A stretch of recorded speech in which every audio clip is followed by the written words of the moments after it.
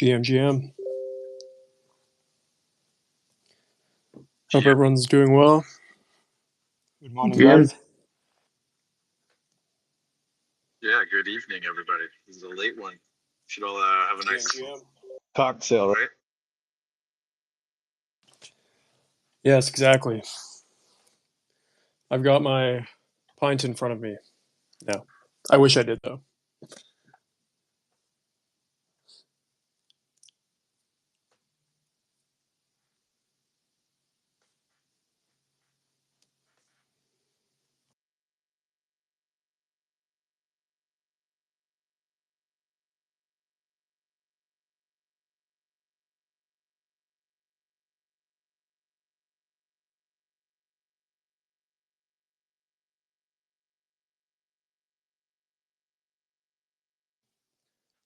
So why don't we give this another minute?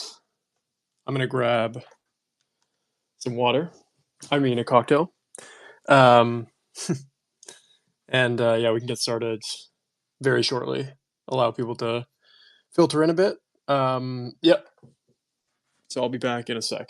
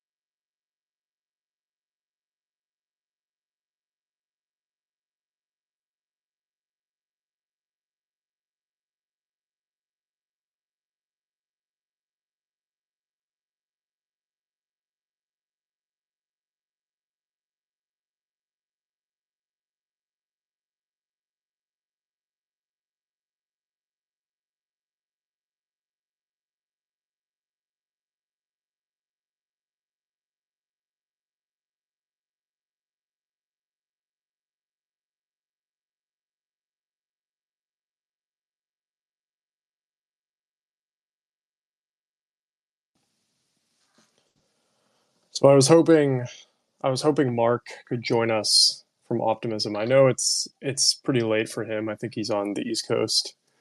I think he said he has a dinner that he's at. So I told him, maybe someone else from Optimism could join us, even as just a listener. But not sure how much progress he made there. So regardless, we'll chop it up, have a good time, talk about some yields, talk about some OP yield. Yeah. How are you guys feeling? Do you want to kick this off? Ready. Great. Yeah, Ready. if Mark can join. That's just a bonus. Sweet. All right. Well, welcome everybody.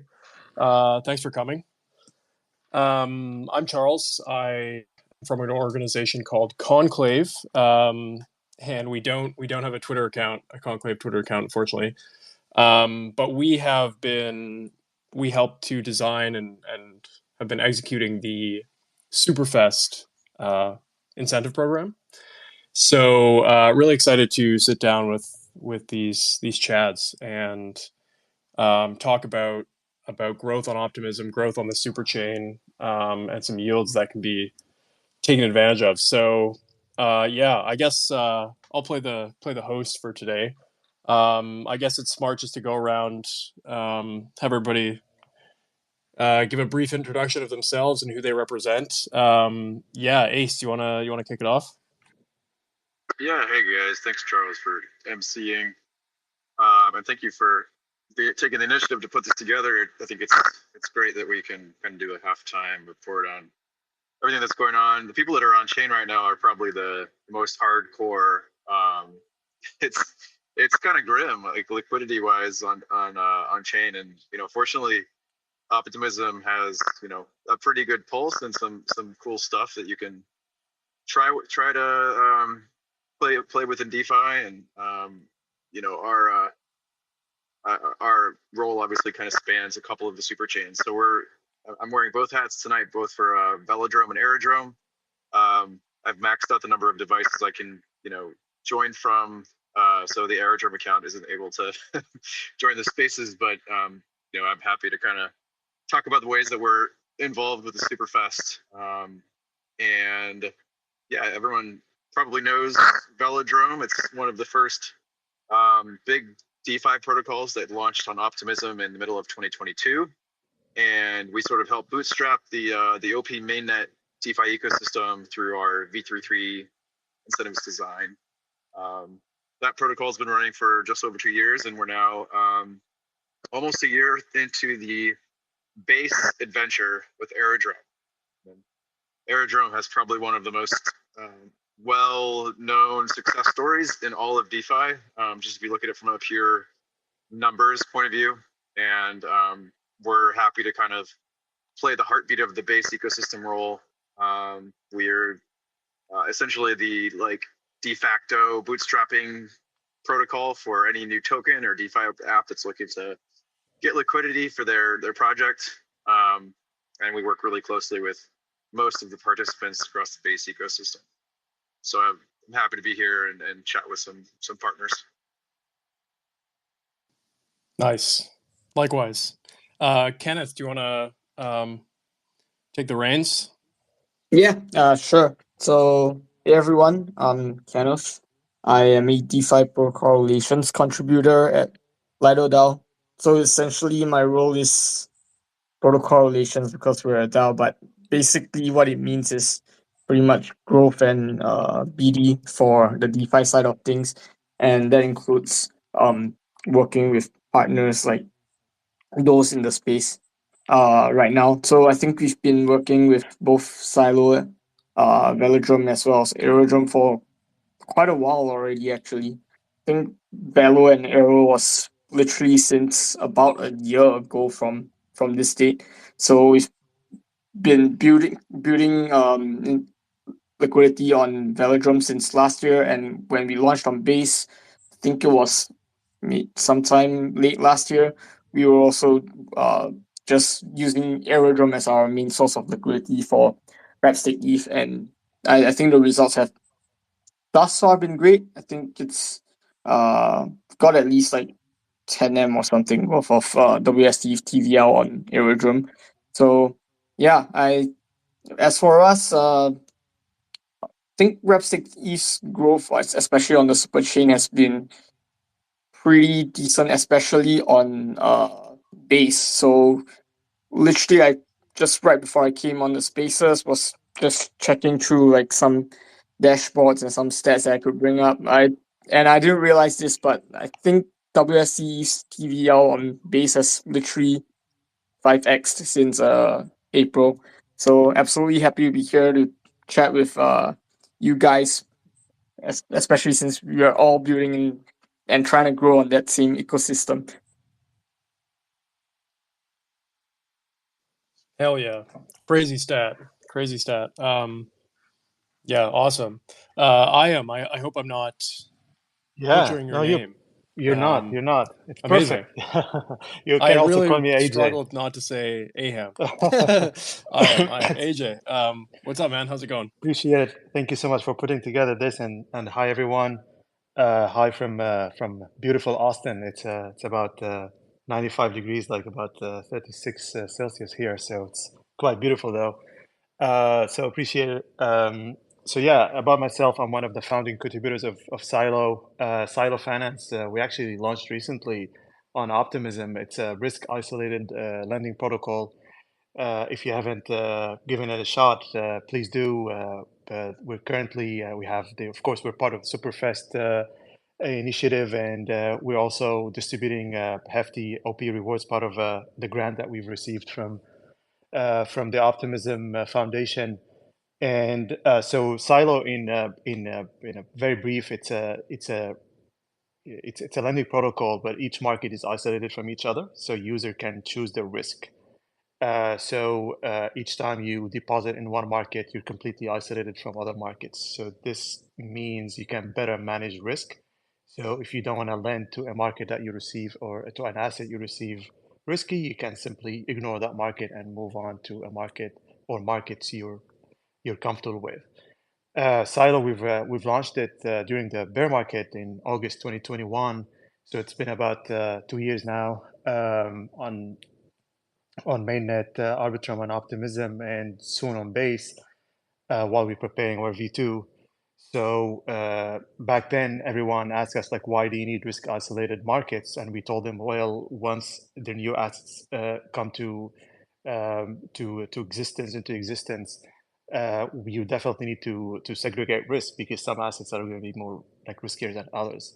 Silos, we've until recently we were the biggest lending market for Curve. Unfortunately, that ended up in a massive liquidation, but that actually signified the importance of risk isolation. We've seen Curve booted out of Aave and then moved to Silo, and then no one wanted to. Aave did not want Michael to be part of the shared pool risk, because it posed risk to an entire assets or all lenders in the protocol. While in Silo, you you've deposited you've loaned your money only to Curve, so you've known your risk upfront, and that market grew to almost 100 million. Actually, at the peak, probably it was 150 million until it got liquidated. But at least that gave everyone the importance of, I can choose my market, I can choose my risk. Risk is not obfuscated. So that's a little bit about Silo, and I'm super happy to be here. Amazing, amazing. Yeah, Silo has been an absolute star of the program. I mean, you guys only recently made your way onto to Optimism mainnet. I think it was right around the start of the program. It was, beginning of the summer, and you reached like over 30 mil in a very short amount of time. Super super bullish. And yeah, I mean, some other really nice stats to see as part of this program is the fact that TVL on these superchain networks is up, especially when you factor in the price of factor in the market going down. I mean, if you control for the price of ETH, um, base fractal mode and OP mainnet are up collectively about 12% in TVL, and against a lot of the other networks, maybe with the exception of Arbitrum, most networks are down, even when controlling for the price of ETH. So it's really nice to see a lot of sort of capital moving over. And with the size of this program, it wasn't huge, right? It was 1.5 million OP. Really not like a ton when you consider some other previous incentive programs. But to be able to move the needle by just effectively allocating those is really nice to see, and I'm hoping that Optimism, takes that to heart and looks at that as an opportunity to do more of these kinds of programs. Yeah, other stats. I wanted to turn to Ace a bit and talk about some of the velodrome and airdrome growth, because I think you shared some stats in our chat kind of recently. Do you have any specific metrics you want to shout out? Because the growth has been pretty nutty. Yeah, so we've been working with the Optimism Foundation and OP grants since the I would say the very beginning of kind of OP as a decentralized as a DAO. And so we understand the value of like a well-designed incentives program and how they help bootstrap ecosystems. one of the things that we realized was really valuable in kind of getting Velodrome up and off the ground back in 2022 was, I guess, educating people how V33 dexes work through a well-designed incentives program. So we essentially gave OP bonuses to new lockers. And I think lockers and weekly voters that actually direct, incentives to different liquidity pools are probably some of the most educated users in all of DeFi. You have to look at all the different liquidity pools. You have to look into who's working with the various dexes, like what their project's all about. It kind of inspires curiosity, and we've actually noticed how sticky it is to become like a VE locker and voter on a weekly basis. It just creates this like consistent engagement and a weekly need to come back and play around in DeFi. So all of us on this space is obviously, we probably do this day and night, but it actually can be a really, really great onboarding mechanism for someone who's sort of less involved, more casual. Maybe they've just traded a couple meme coins, and I think this locking and voting process is awesome. So we took the learnings from the Velodrome initial OP grant and worked with you guys at Conclave and Optimism to kind of design a similar program for Aerodrome. And Aerodrome has had like I said, like a really unique kind of meteoric rise from in under a year to like the largest protocol on base and one of the largest layer 2 native dApps. And a lot of that has been like really good luck and hard work. And I think the thing that we were missing was any kind of a real grants program. And we had the same chance to reproduce this lock initiative where we can give out OP bonuses to new lockers. So Base is a very kind of, I would say, new retail onboarding chain. We've seen a lot of meme coin traders, a lot of artists, a lot of like, mobile first users coming through Coinbase. And we've utilized this super fast opportunity to kind of convert a lot of those casual users into more engaged DeFi users through this lock bonus.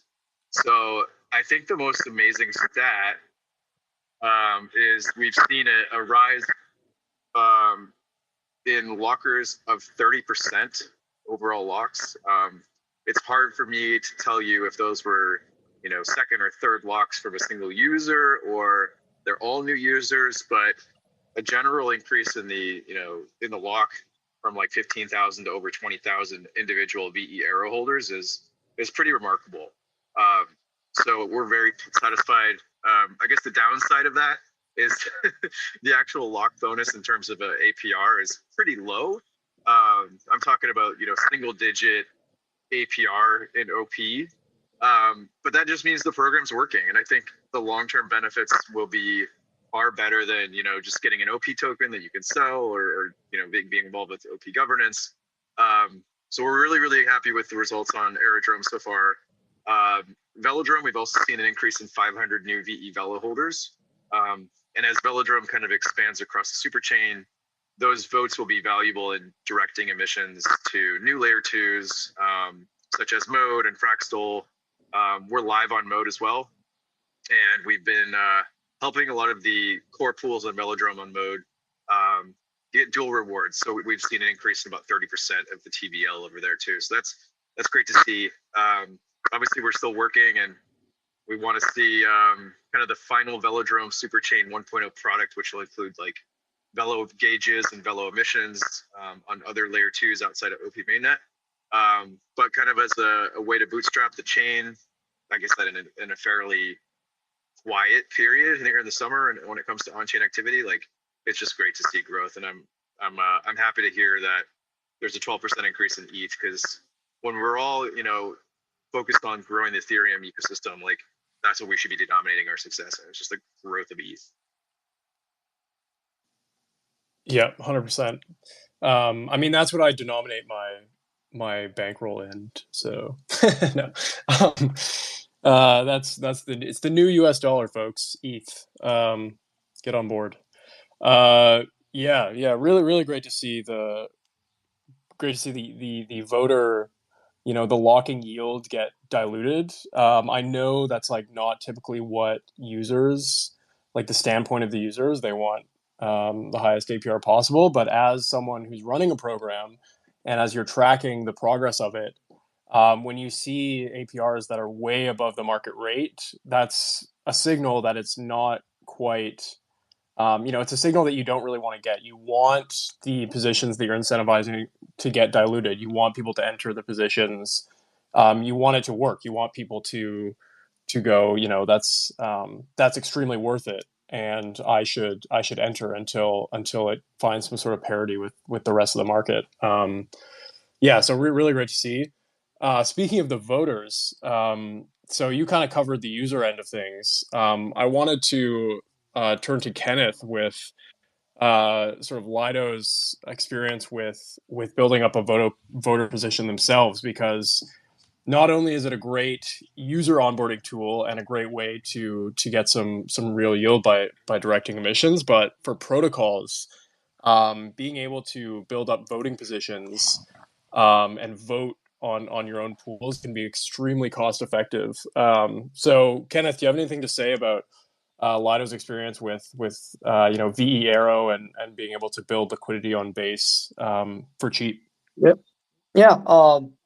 So I think we have a pretty decent amount of Velo and Aero, VE Velo and VE Aero lock. I think it's somewhere between like probably at 1 point something million VE Velo and like I think 800k VE Velo, VE Aero. Just a fair bit of um locked tokens that can help us to basically channel the incentives over to the pools. But I would say, like, although Ace mentioned that it's a good user experience to be able to get engaged and vote on a post, it is a pain in the ass for like a multi-sig DAOs, because essentially you would have to do it weekly, and I think like in terms of DAO ops, that's really painful to do. But thankfully we have we work closely with the Velodrome and Aerodrome team. I mean, yeah, to help us deal with all the pains of having to log and vote and all that kind of stuff. So yeah, it's been a pleasure to basically work with you guys.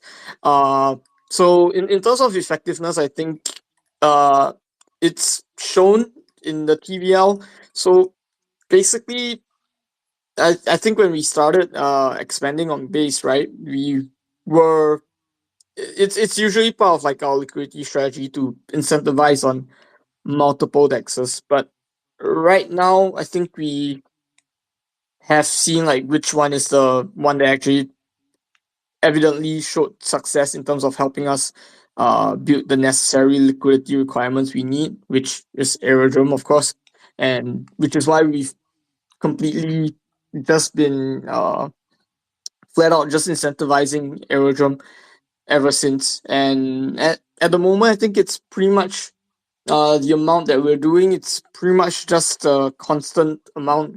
We don't really have to increase it, but somehow the TVL just keeps going up since we are just accumulating V Aero all this time. And at the same time, I think I would say it's relatively successful, because essentially I think we pretty much have comparable liquidity to CB on base, which is a huge win for us. Nice. I got a Mhm. question for you, Kenneth. You guys, We're like part of the locking, like the protocols who received a big OP bonus for locking. You talk about that a little bit, and like, what are you guys going to do with the OP that you received? Oh yeah, it's essentially just gonna go back into the ecosystem. That's always been our mandate. Awesome. Awesome. Yeah. For anyone who might be not as familiar, essentially when we talk about like effectiveness and building liquidity for cheap, if you grow a pool on, we'll take Uniswap as a really basic example, and you want to grow that pool, you have to spend sort of one-to-one incentives and pay for that yield. if you want to grow the pool to some certain number. And as the pool grows, you have to spend more. And yeah, like I said, as you like each dollar that you put in as incentives is $1 that the LPs are receiving.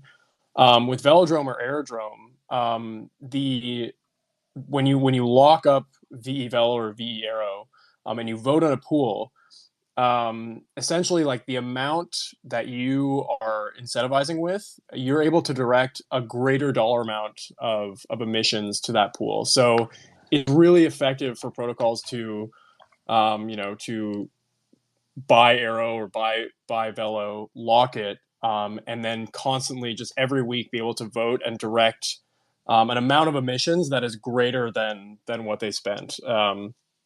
I hope that makes sense. Kenneth, I got one more for you. So I wanted to ask about your experience with scaling RAV ETH on L2s. I mean, you mentioned a 5x TVL on base since April, which is really awesome. This program was really focused on LSTs and LRTs. Are there any lessons you've learned scaling RAV ETH on L2s, on Optimism, on base in terms of like roadblocks, challenges, why it might be harder to scale a stake derivative versus onboarding, an asset like ETH or something similar. Any thoughts So, there? so yeah, I guess like one of the challenges when it comes to like scaling LSTs would be that it's pretty hard for people to it's hard for us to try and vampire liquidity, especially from like the typical non LST pairs. Like let's say for example, ETH USDC. So far we've not actually have like a good answer for how do we actually start vampiring the more commonly traded pairs like ETH USDC. It for some reason it usually turns out to not be sticky. But what I realized when it comes to like growing LSTs on L2s is that it's probably better just like focus on the stable pair because it's usually the one that's the most sticky regardless of whether or not incentives are gonna stay because eventually the goal of all protocols, all LST slash LRTs protocols would be to run the incentives program such that you can eventually just allow it to survive on just volume alone, right? And have the liquidity stick there. So I think one of the main priorities we have now when it comes to growing L- LSTs, I guess, and ST on L2s is essentially being able to find the right decks to work with. So what I mean by the right decks is usually we tend to look for things like does it have concentrated liquidity? Because ultimately at the end of the day we're just trying to build enough depth so that our tokens get used as collateral because that in itself is probably the biggest use case for why would anybody prefer like an LST over ETH, for example. So yeah, I think we only really did see a lot of a lot more growth and traction in terms of TVL on Aerodrome, especially after the slipstream update. So when that happened, I think essentially our TVL did probably almost a 2x from there. So yeah, kind of in terms of priorities, we always look for concentrated liquidity as well as efficiency in terms of rewards. So those are pretty much very high on our priorities when we go to new chains. So, for example, I think we'll be launching on BSC sometime this week. So that's what we also looked out for when we chose the dexes that we wanted to build our liquidity on BSC. So yeah, pretty much just that. Cool. Well said. Damn, BSC. I actually wasn't aware of that. That's cool. Is that alpha? Is that just information that I totally missed? Yeah, I mean it's alpha, but if it's on snapshot, it's on governance forums. Oh So yeah, I guess okay. it's alpha because nobody would read them. Yeah, nice.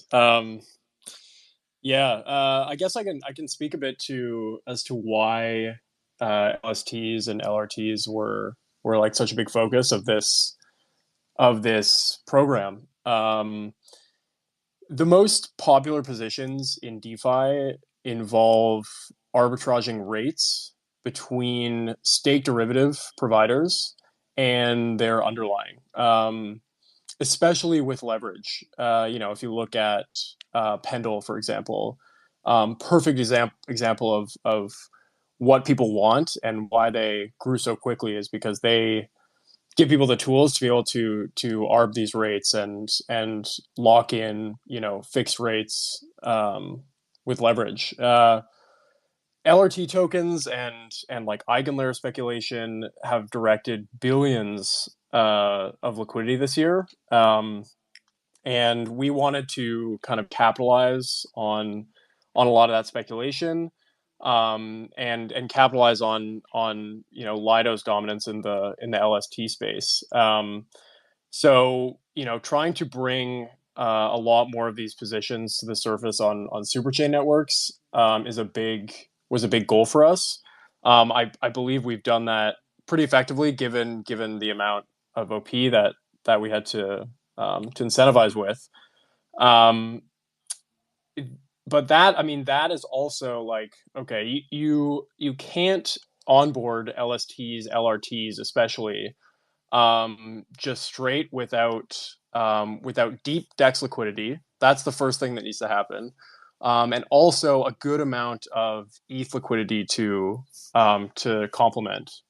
So Velodrome and Aerodrome were huge parts of trying to onboard trying to deepen liquidity across these different tokens, so that protocols like lending protocols and other protocols that can build on top of them, like Extra Finance, like Gearbox, things like this, can do their magic and leverage the yield that these pools are generating. So yeah, I mean, exchanges, lending markets are the backbone of any like DeFi ecosystem, and trying to position different superchain networks well enough so they can really kind of I guess invite a lot more interesting yield bearing tokens, interesting positions that leverage these tokens, was a big goal for us. Yeah, I hope that made sense. Speaking of lending protocols, Silo. Yeah, how has it been building on Optimism so far? AM, I mean, you guys have gone from 0 to 100, and I wanted to ask you about your architecture and why you're so well suited to handle like these sort of more long tail assets, interest bearing assets, like the derivatives I'm talking about. You kind of alluded to it a bit in your intro, but Right. yeah, please take it away. Yeah, absolutely. And we have an example on Optimism, like Easy ETH is recently it's a recent asset on Optimism, and we've seen that market grow to about 15 million. It's just a great way for users to leverage. So they deposit Easy ETH, borrow ETH, and loop it, and of course you can leverage that through apps like Contango, for instance. So the why we're positioned to for that because it's risk isolated. So technically speaking, and you've mentioned that how lending protocols work in kind of in tandem with liquidity layer like Velodrome and the rest of them. But at times when a new asset is launched, typically they don't find their ways to lending protocols because liquidity is not yet established to the level that you want. But in risk isolated markets, it is possible to do that. So why? Because you can isolate them from the rest of the protocol, and technically a user depositing ETH or lending ETH to someone holding Easy ETH, they know they're taking the risk of Easy ETH, and maybe they're comfortable with that, and wouldn't see liquidation events unless some abnormal DPEG events happen. So that's one of the reasons, risk isolation. So that's number one. Number two, which is most important reason, is the fact that risk isolated markets can apply specific interest curves for each market. So technically, on Aave, if you are a USDC depositor, you're earning unified. There's one interest rate curve for all USDC, regardless of how this USDC is borrowed, whether it's borrowed with let's say ETH or staked ETH or whatever. But risk isolated markets, let's take for example easy ETH market, we can apply a specific interest curve for the ETH in that specific market, regardless of how ETH is being borrowed in other markets. So this means you can always adjust, you can manage rates better. Usually go in kind of like go in tandem with the yield expected from the underlying, and of course a big part of it is in this case is the speculating on points. So now, because we can apply a steeper interest curve for the ETH inside that specific in that specific market, you usually see an increase in the ETH deposits, and of course that kind of affects the looping, and users deposit more to loop more ETH, to loop more easy ETH, and then by borrowing ETH, and that's the second reason. So technically, like in a nutshell, the lending markets, isolated lending markets, you can manage risk better, but you can also earn better as a depositor because each market has its own interest rate curve. So that's why the reason we see easy ETH has grown. Of course, Superfest, the initiative has given the market a massive push. In addition to the incentives that we see, in addition to the ETH rates that we see today, which is technically speaking, it's you can't find it anywhere actually in markets. So today, a depositor of ETH in the market earns about 6% just from interest, 6.4% from interest, which is way higher than the ETH earns in like depositing ETH and other lending protocols, plus about 1.1% in Superfest rewards, plus about 1% in the OP rewards from us. So technically speaking, you're actually earning about 8.4% as of today, which is really high considering the ETH deposit rates today. So that's really the reason why we see Silo is perfect for such nascent assets and derivatives such as PT tokens that we've seen it somewhere else, and any new asset or the derivatives. Yeah, nice. I would really, really like to see Pendle make a push on Optimism. I know I said this. Yeah. You know, Yeah, we've been really talking to my them. We've throat's been hoarse from yeah. yeah, we've been talking to the ease off about it because I think it's just perfect, and especially for Optimism, it's perfect. It's a fantastic community and ecosystem. I think it's a really logical move for them. Hopefully, we'll see it soon. Yeah, totally, totally. I think they're annoyed with me. I keep pinging them in the chat, like, please, come on, come to Optimism.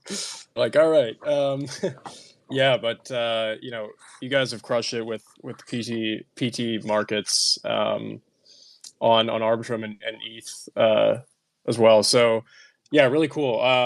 I'll pat myself on the back for setting you up, describing some of the problems that the original pool model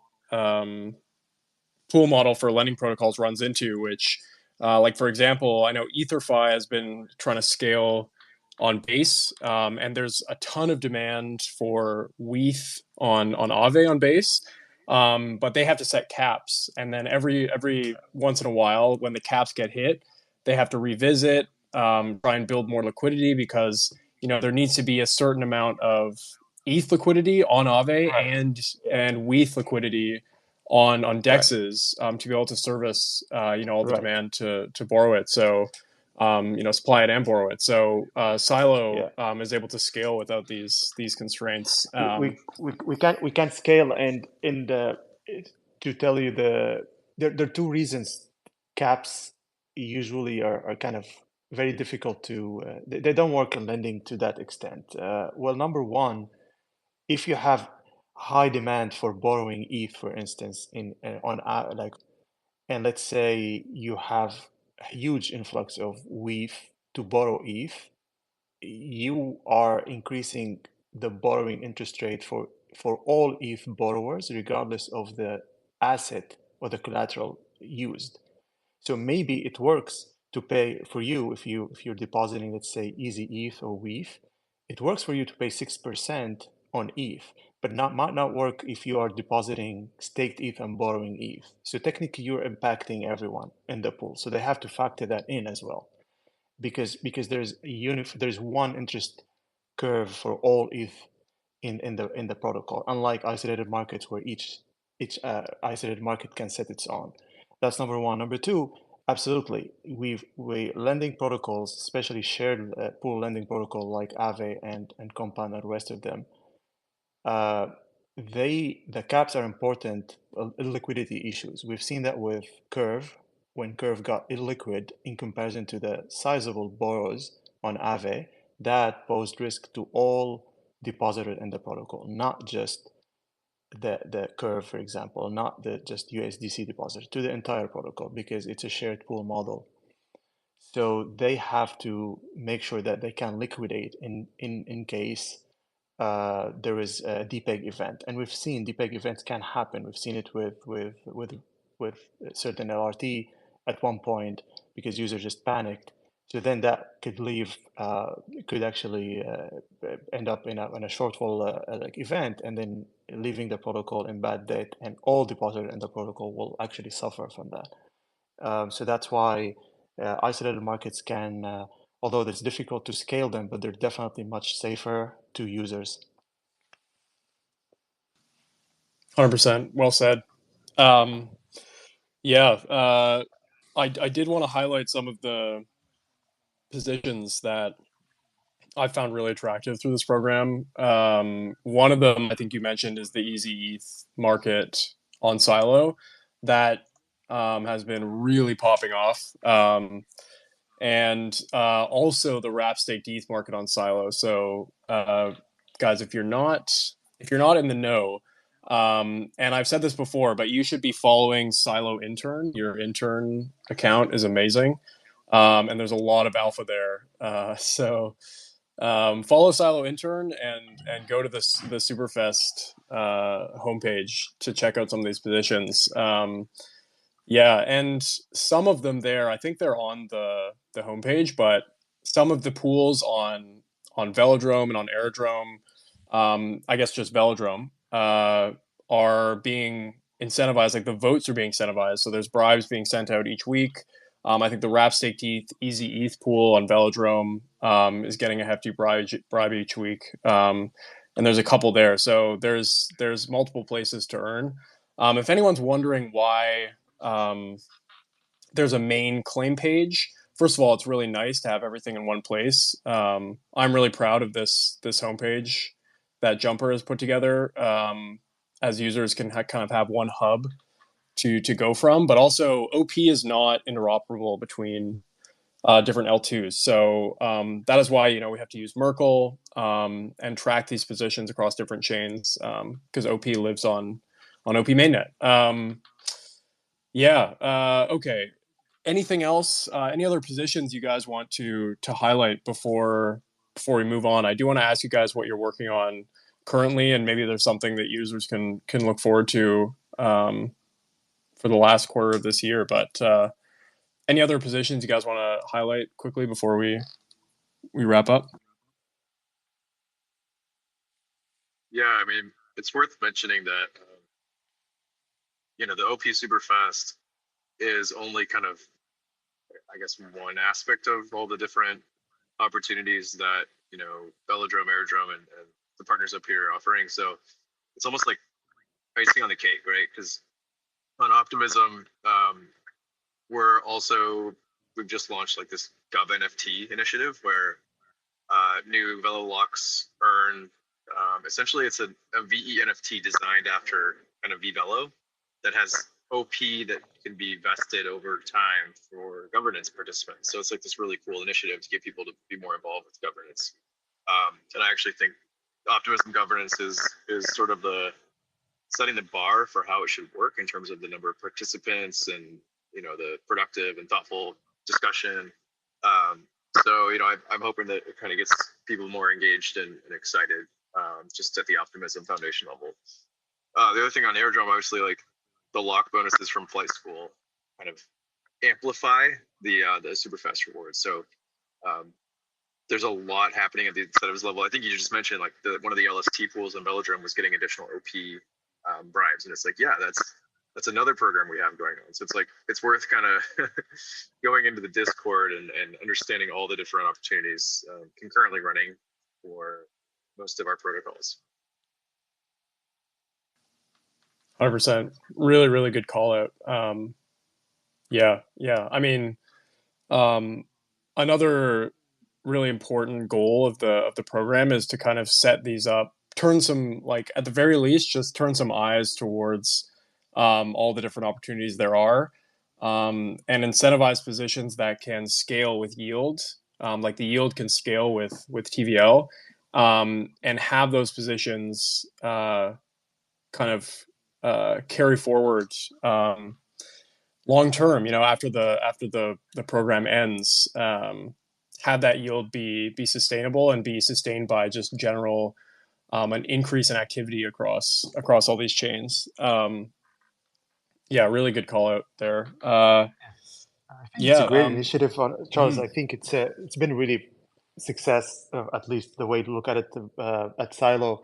I hope that we can come up, guys, with a much bigger initiative, because for example, for us, it's definitely helped us propel the growth of Silo. We've also seen users using Optimism for the first time because they just needed that nudge, that extra incentive.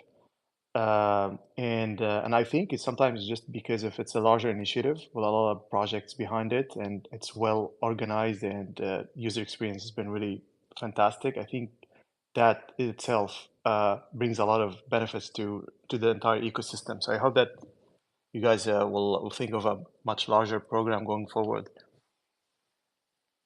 Yeah, 100%. I wish it was my decision. I would love to just lock it in. But yeah, I have the same hope for sure. Um, yeah, I guess I wanted to kind of start closing it out. I know we're getting on a bit in time and everyone's busy, but I did want to ask what other things you might want to call out for the rest of this year.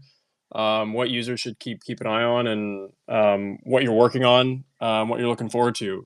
Kenneth, do you want to start there? Yeah. Cool. I think it's like I mentioned earlier. Look forward to WST Eve on BSC. Well, I know this is a super change space, but yeah, that's what we're current. That's what I'm at least currently like really busy with at the moment. I think in terms of like push for STETH in general, we're trying to push hard to get it used as a collateral on a bunch of different perplexes, and some of them you might even see on base.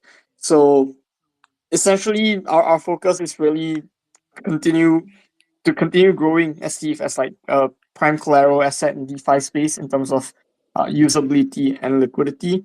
So pretty much look forward to that growth in those regards.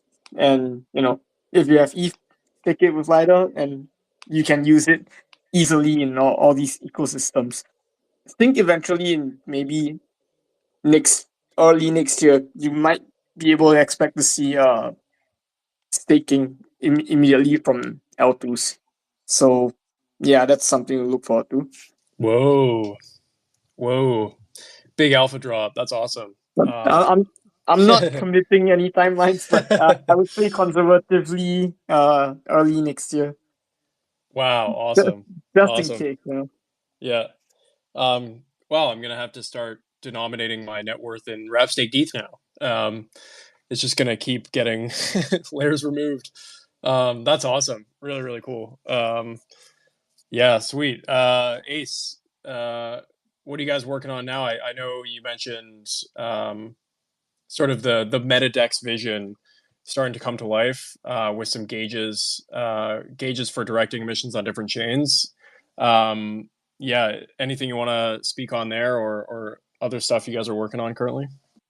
Yep. dev team is heads down deep in the code for Velodrome Superchain 1.0. I think our pinned tweet talks about what that actually means. It's sort of this early interoperability vision that we have for Velodrome as the metadex of the OP Superchain. So yeah, like you said, having Velo emissions going cross-chain is sort of step one. People can bribe from other chains. Users can claim rewards from other chains. Velo will be streamed to pools and other chains, which is really cool. And the other thing our devs are working on with Melo protocol is our automated liquidity manager, and it's going to be built right into the UX or the UI. So we're going to hopefully streamline, some of the pain points of providing concentrated liquidity. It's not for everybody. Obviously, like, make sure you guys know what you're doing, what you're getting into before you decide to ape into a pool with crazy APR. Understand the numbers you're looking at, understand the risks of like impermanent loss. But ALM will at least like help make the liquidity in the pools more efficient if you opt into the Melo protocols feature. So that should just create, deeper liquidity around the current price, which is awesome. It helps kind of boost volume for the pools on both dexes. And on the BD front, it's all about pushing the superchain narrative. So we're talking to lots of new L2s, launching app chains and general purpose DeFi chains and entertainment chains. I mean, it's crazy. I think there's plenty of public L2s that are talking about their ideas. So it's worth like looking into what's in the pipe from OP Stack chains. And obviously, like, Base is really kind of the most active Ethereum L2. I'd say it's neck and neck with like Arbitrum, and it's competing with Solana as far as like where the meme coin traders are. So plenty of new protocols to onboard. Yeah, we're having a good time and staying very busy. Hell yeah. I'm personally excited for the ALM integration. I am a very poor concentrated liquidity provider. I try, and it usually doesn't work out. So that's good to know. Yeah, you want to cap it off? What are you Yeah. guys working on? What are you excited about? Well, we continue to bring new markets. Next week, we're excited to launch USDM, wrapped USDM on Optimism. It's going to be the first really real-world asset stablecoin launched on Saddle Protocol, and specifically, it's going to be the first on Optimism. So we're super excited about that. But the almost 90% of our resources going into V2. So being the first risk-isolated market, we want our V2 to be the most flexible and advanced risk-isolated lending protocol in DeFi. So we're definitely building that. So you'll be able to create really the most customized lending protocol. We also introduced the concept of hooks, similar to Uniswap V3 hooks to lending. So that's going to make markets interoperable with a lot of lending apps. So super excited about that. And vSilo is definitely coming soon. So that's also excited about that. The third thing I'm gonna drop on alpha, we're actually launching a lending protocol focused on compliant real-world assets targeting institutional borrowers. So all these securities-backed assets, including stable coins backed by T-bills or really any other securities, they're bound by specific compliance processes, and we're actually creating lending markets for those assets. And of course, it's going to be for a specific set of users, including institutional and other accredited holders. So yeah, Silo is definitely moving into being part of the what some people say the next tokenizing the next $1 trillion on chain. Wow, insanely cool. Thank you for the alpha. That's awesome. Wow, that's really, really cool. I'm excited to see that. Yeah, that's insane. That just reminded me of I think Redacted is doing something similar for a stake derivative, but lending protocol makes a ton of sense for targeting institutional investors. Really cool. Okay. Wow. Thanks, AM. Yeah. Okay, guys. That's kind of all the stuff I wanted to cover. I do have to run to another meeting, unfortunately. But I will say, if you haven't got involved yet, if you're not quite sure what we're talking about, go to jumper.exchange/superfest. Just go to the Jumper website, and you will see a bunch of positions you can take advantage of and earn yield from or no P from.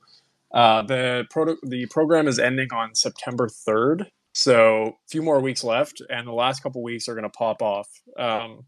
So still lots of time to get involved. And Mark would kill me if I didn't mention the NFT wristbands that you can earn. So essentially, any chain that you earn rewards from, you can claim this NFT. So like if you're farming, a wrap stake ETH position on, let's say you're on Velodrome, you're in the wrap stake ETH pool on Velodrome, or you're in the wrap stake ETH market on Silo. You can claim a little Optimism NFT. And so if you do that for all 4 of the chains, you'll be able to collect this kind of mystery NFT. And I can't say too much. All I would say is maybe it's a good idea to mint this mystery NFT.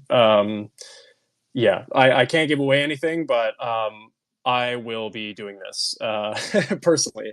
So yeah, if you haven't got involved, get involved. There's a lot of opportunities available, and yeah, just want to thank you guys for coming on stage with me. Thank you everyone for listening. Yeah, great space. Really enjoyed it, and I hope you all have a wonderful rest of your week. Any final thoughts, anyone? Thank you so much, Charles, and to speakers and listeners. Appreciate it. Likewise, thanks, Charles, for putting this together, and happy to do it again if you want to have a third quarter update. Thanks for having me, and thanks everyone for tuning in. It was great speaking with you guys as well. Hell yeah. Thanks, guys. Always down. All right. Talk to you later. Bye, everyone. Bye bye. Bye bye.